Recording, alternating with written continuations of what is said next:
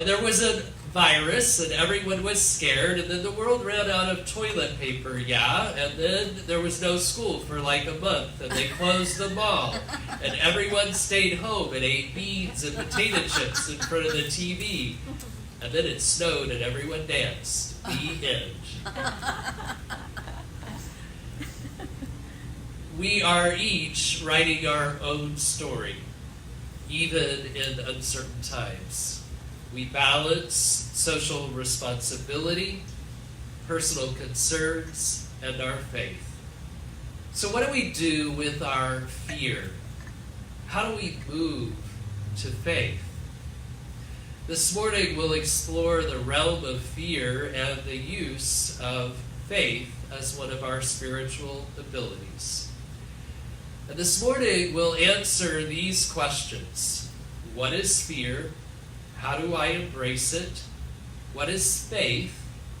How do I use my power of faith right now? And how do I shift my perspective? Let us affirm together. I make friends with fear. I move forward in faith.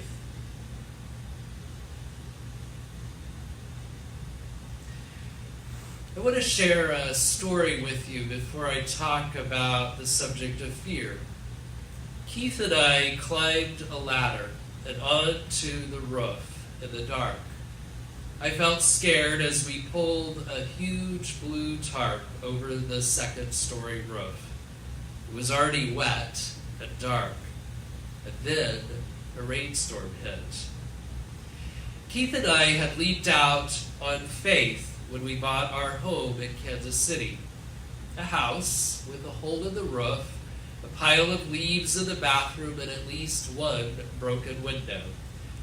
We had toured the unheated house with a realtor friend that winter. The Department of Housing and Urban Development offered the house on a bid basis, and when we saw it, we had just a few days to place our bid. And neither of us had bought a house before, certainly not like that.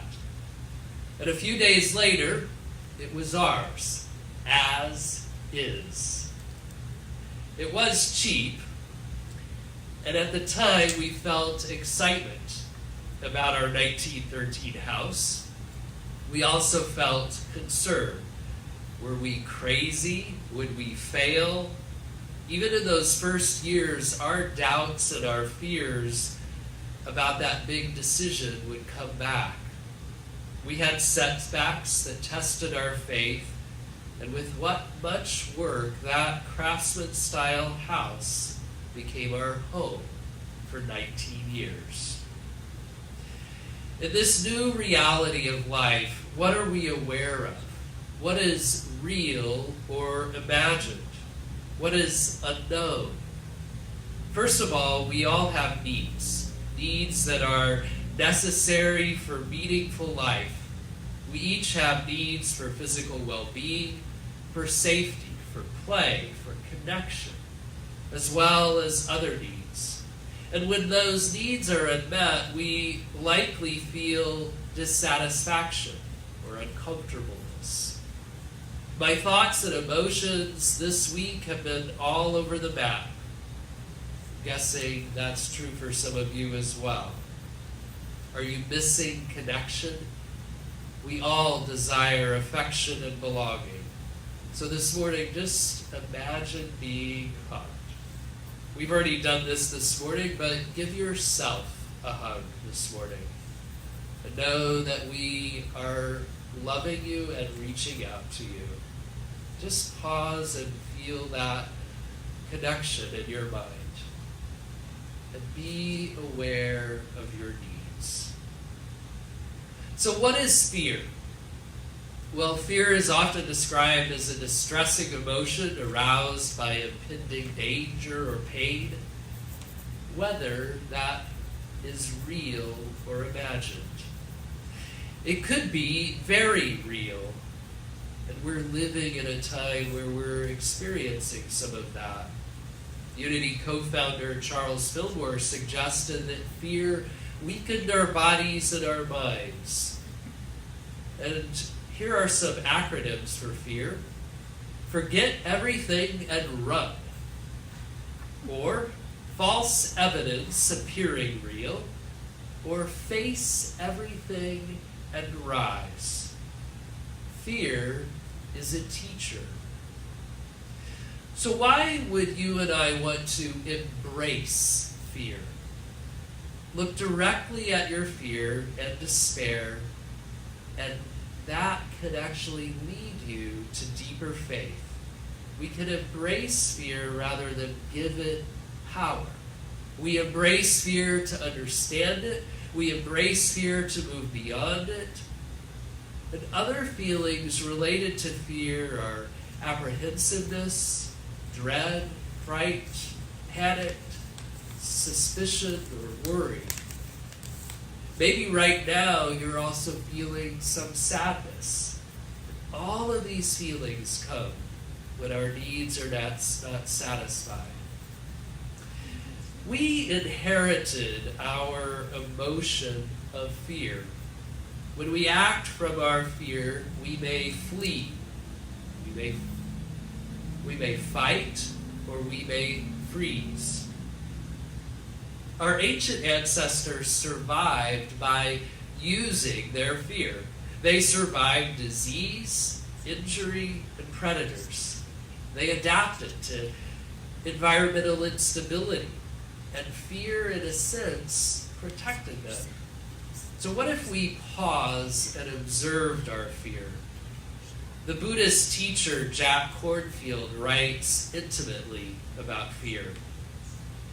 When fear arises, name it softly and experience what it does to the breath, to the body, how it affects the heart. Notice how long it lasts, and be aware of the images. Notice the sensations and ideas that accompany it, the scary stories it tells. Fear is often an anticipation of the future, an imagination, often unfounded. What do you want to feel? What do you consciously choose to feel? Right now, we see fear in action. Americans are stocking up on toilet paper, obviously, on disinfectants, thermometers, beans, yes, beans, rice, meat, tuna, snacks, all kinds of food. Panic, overbuying, reciting headlines, or anger could all be signals that people are scared. So we send them our love, and give yourself love. So what is faith? The usual meaning of faith is confidence or trust in a person or a thing, a belief that is not based in proof. Charles Fillmore called it the perceiving power of mind linked with the power to shape substance. It's an inner knowing, and we resonate with the vibration of universal energy. Faith is one of our spiritual abilities, and with it, we see opportunities.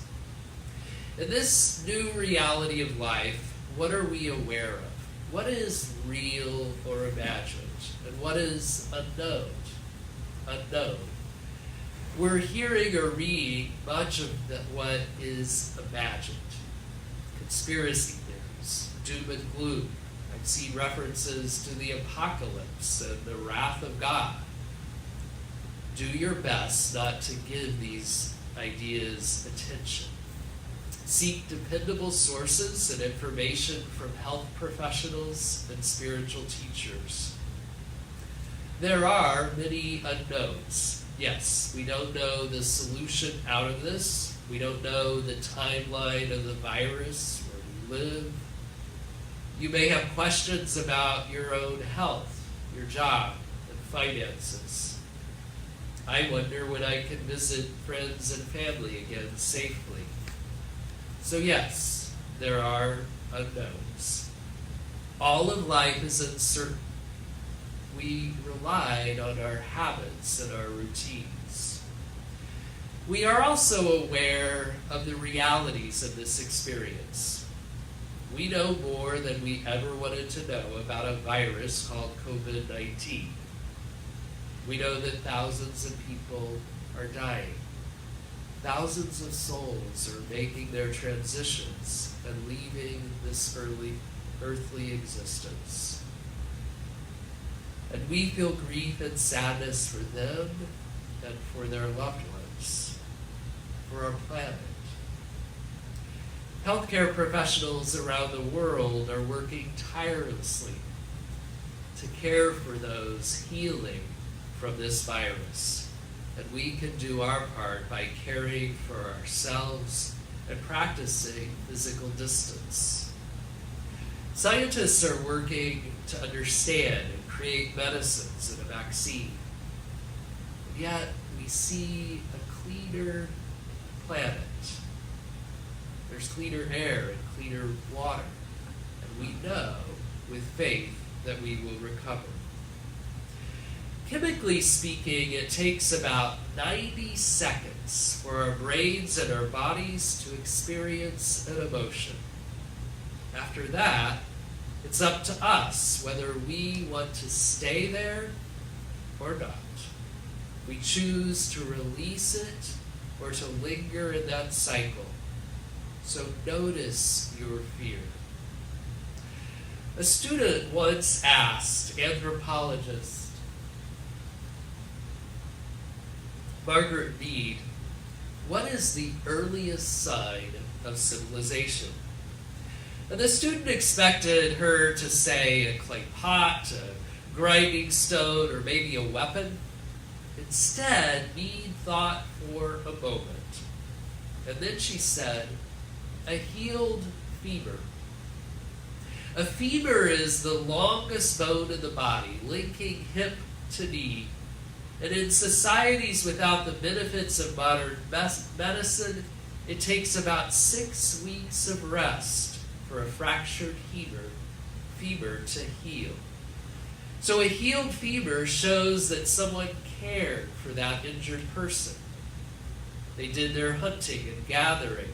They stayed with them and offered physical protection and human compassion until that injury could mend.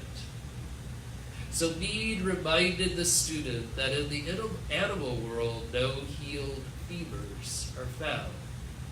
The first sign of civilization is compassion, seen in a healed femur.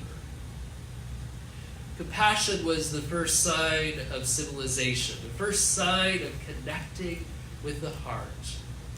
I also see faith. Faith that a person would walk again. Faith that that person would rejoin the family. It's a sign of humanity triumphing over a challenge and moving forward. So what can we do to shift our experiences in the midst of uncertain times?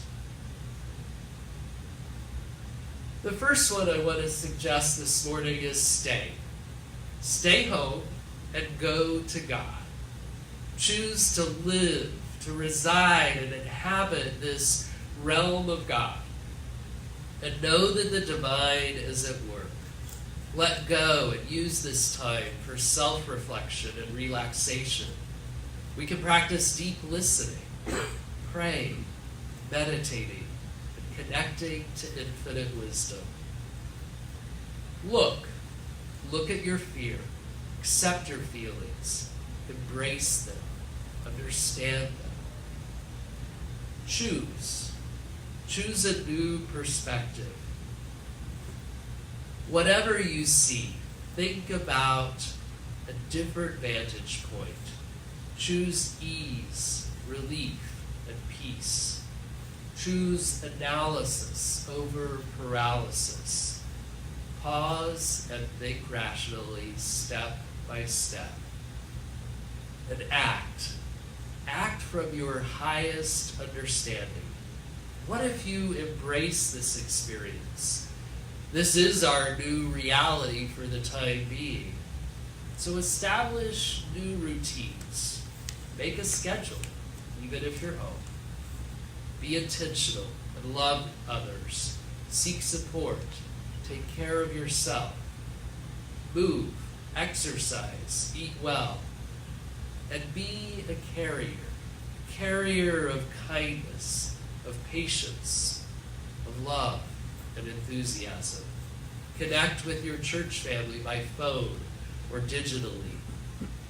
So how do we shift our perspectives about this isolation that we're feeling? Sister Mary Catherine Perry was interviewed recently about social distancing. She's a cloistered Dominican nun in New Jersey, and she was pretty blunt. People say they want peace and quiet, and then when it's thrown in their lap, they panic. They don't know how to be alone. They're afraid to confront their shadow side, the hard truths of themselves that they don't like. And they fill their lives with noise and run away from their emotions. Life isn't meant to be rushed. Use this time to get to know yourself. Use this time to get to know myself. It's harder than we think. But okay. What about other perspectives? We're aware that the world seems closed until further notice. And though personally my work routine has changed, I join with others to establish new practices and do my inner work. Think about the distancing, the travel bans, the millions of closures. Those are sacrifices. They are also acts of mass cooperation to protect our collective human family. Conversations are not suspended. Relationships are not on hold. Self-care is not over. Songs, thank you, Uma, are not suspended. And love is not canceled. Faith provides the ultimate perspective, a perspective shift. It is our ability to perceive the reality in the realm of God, the kingdom of God, of good and divine ideas, despite evidence to the contrary. And then to use this to mold and shape our outlook. So let us affirm again. I make friends with fear. I move forward in faith. And so we embrace our fear and apply our faith right now. Let us adopt these ideas. We can consider these affirmations. I stay home and go within. I am allowed to rest. I don't have to be productive to be worthy. I look at my fear. My feelings are real. I'm exploring my fear. I choose faith. I choose to take breaks from the news. I listen and look for what is working, even when the world seems chaotic. And I act. Through thoughts, words, and actions, I create my life from my highest understanding. So demonstrate your faith and your social responsibility this week. Know that you are loved by everyone here at Unity of Kona. Stay happy and healthy. Namaste.